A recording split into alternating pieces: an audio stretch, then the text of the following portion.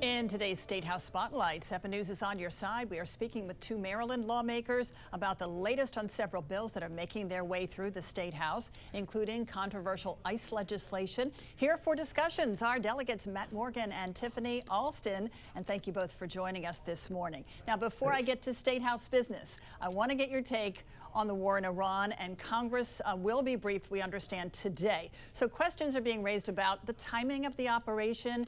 Yesterday, Secretary of State Marco Rubio told reporters that this operation needed to happen because of an imminent threat. So, Delegate Alston, we'll start with you. Do you buy that there was an imminent threat?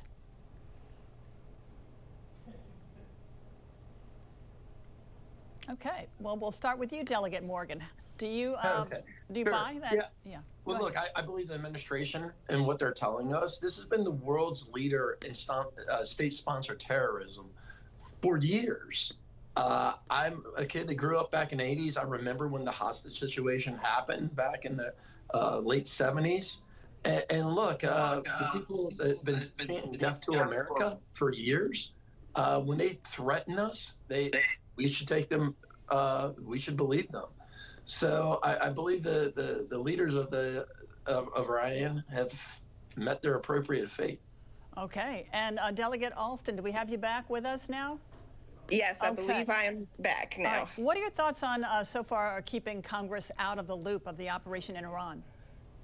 I think it's a problem anytime our country is at war or deploying missiles on another country. Congress needs to be informed.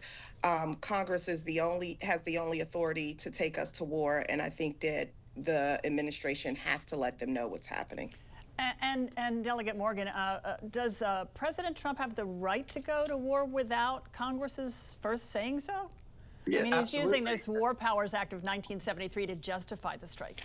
Yeah, absolutely. I mean, he has the right to secure this nation. I mean, I believe he has 60 days to conduct military operations, and then he has to get back to Congress. So, look, he's doing everything by the book, in my opinion. And I'm happy that he's talking to Congress about this. But let's face it, there's like 435 members of Congress, and you know, loose lips sink ships. So you have a bunch of congressmen that are not really on the side of the president on this. They've made their feelings clear on social media.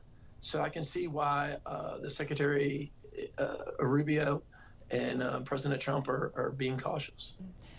And Delegate Alston, now we're hearing that the war has spread to 11 countries, all getting involved. What are your concerns about how this could be more widespread and possibly destabilize the Middle East? I think it's absolutely destabilizing. You know, we said we were not going to get into nation building when the administration came in. The administration said no more wars.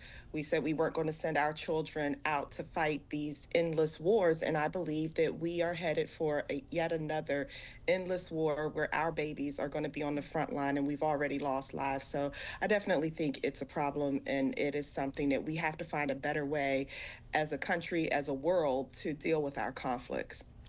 All right, let's get back to some state matters. The Maryland House of Delegates passed 2 bills to restrict the spread and the impact of immigration facilities, these detention centers in the state. This legislation now going to the state Senate. Delegate Morgan, what are you watching as this moves to the Senate now? Well, I think this has been one of the craziest sessions I've ever been part of. We passed 5 different ICE bills this legislative session. We're halfway through. I don't think we've spent a lot of time tackling the problems actual Maryland citizens are facing. And last week we passed 3 bills dealing with ICE facilities, and it was an interesting debate on the floor. We were assured that when they eliminated the 287G program, that you could that sheriffs would still have the ability to call ICE for help to turn over people to ICE if they were dealing with a convicted illegal alien of a violent nature. And my question is for my Democratic colleagues is, what is ICE supposed to do with these people if you're going to put these standards on facilities where they have no place to take them? Well, let's put that to Delegate Alston right now. What's the state going to do with these people? You know, it's not an either or situation. every single person, no matter how they got here, if they're going to be detained, they have to be detained in a humane facility. These are international laws and requirements, and we just want to make sure that whatever is being built here in Maryland to detain human beings has the standards that are necessary for human beings. And the detention facility in question brings up a lot of issues for people. The facility was not originally built to house people. The town that it's going in only has a population of 2,000 people. They're proposing to put 1,500 at this one facility. The water and sewer is, we don't know if it's sufficient because the ICE operation did not go through the regular federal process to open a building. So we don't know. It's so many unknowns. So what they're going to have to do is find a humane place to house these detainees. All right, we'll have to leave it there. A busy week for sure. Delegates Matt Morgan and Tiffany Alston, thanks so much for joining us, as always, on this week's State House Spotlight.